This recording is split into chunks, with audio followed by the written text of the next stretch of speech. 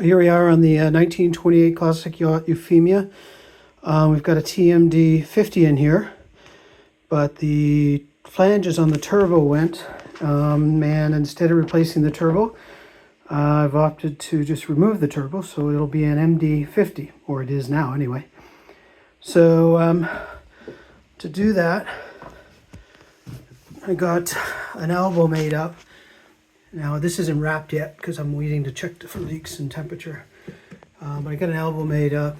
It goes to the wet exhaust and down to the muffler. And I took the air sep off with a reducer, a new reducer for it. And put it straight to the intake manifold, and of course all the hoses are hooked up.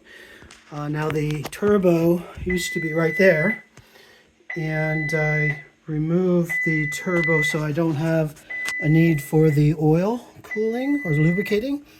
And so one of them was right here, and I've just plugged it. That would have been the oil going into the turbo, and then this one is the oil draining back into the crank. I've left that open because I'm going to use that for something else, and I'm going to check to make sure nothing gurgles up when I start it. Now I haven't started this motor. This is going to be like a cold start. It's just above freezing right now, and it hasn't started in a couple months because I've just got that coupling for the air intake.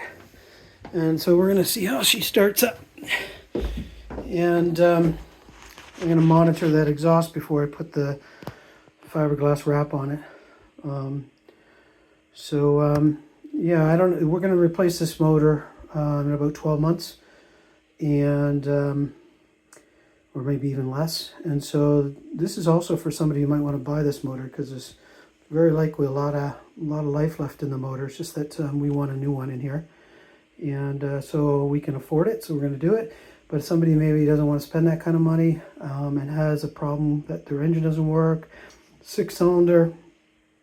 TMD50, you could put a turbo on here for about $2,500 and it would give you the 118 horsepower that it had before. Or you leave it the way it is as an MD50 and you've got 85 horsepower. Plenty of new parts on the motor too, so water pump and stuff like that. Now I had to mess around with the wiring here, so hopefully everything's okay. We're going to check this out here. See if I can get in here. Let's put the gauges on. Put this guy on. Okay, I'm going to turn the start batteries. Engage the start battery.